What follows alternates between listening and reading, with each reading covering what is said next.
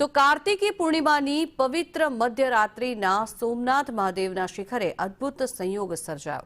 અમૃત વર્ષા યોગ વર્ષમાં માત્ર એક જ વાર થાય છે। થોડા જ મિનિટો માટે સર્જાતો હોય છે। ચંદ્રદેવ, ત્રિશૂળ, ધ્વજદંડ અને જ્યોતિર્લિંગ એક હરોળમાં આવે છે। કહેવાય છે કે આ પવિત્ર ભૂમિ પર ચંદ્રદેવે ક્ષય રોગમાંથી મુક્તિ મેળવી હતી। તેઓ આજે પણ કાર્તિકી પૂર્ણિમાની રાત્રે આવે છે અને પોતાની શીતળ ચાંદનીથી સ્વયં સોમનાથ મહાદેવજીનો અભિષેક કરે છે। દેશ વિદેશથી હજારો ભક્તો સોમનાથ મહાદેવ મંદિર ખાતે ઉમટી પડ્યા હતા અને રાત્રિના 11 વાગે મહાપૂજા અને બરાબર મધ્યરાત્રિએ ભવ્ય મહાઆરતી યોજાઈ હતી। દ્રોણેશ્વર એસજીવીપી ગુરુકુળના વિદ્યાર્થીઓએ બેન્ડ પરેડ સાથે સંગીતમય આરતી પ્રસ્તુત કરતા મંદિર પરિસર દિવ્ય સ્વર, શંખધ્વનિ અને હર હર મહાદેવના નાદથી ગુંજી ઉઠ્યું હતું।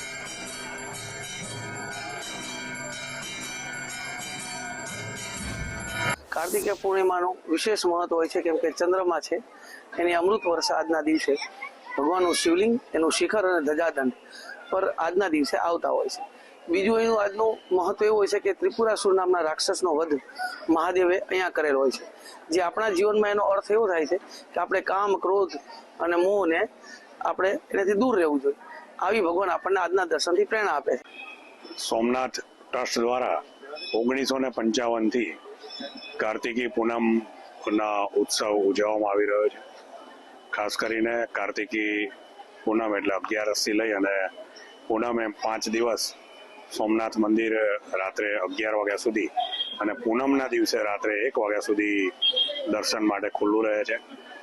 કાર્તિકી પૂનમના દિવસે રાત્રે 12 વાગે વિશેષ મહાઆરતી કરવામાં આવે છે, મહાપૂજા કરવામાં આવે છે અને ખાસ કરીને કાર્તિકી પૂનમના દિવસે ચંદ્રમાં બરાબર રાત્રે 12 વાગે ભગવાન સોમનાથજીના મંદિરના શિખર ઉપર એટલે કે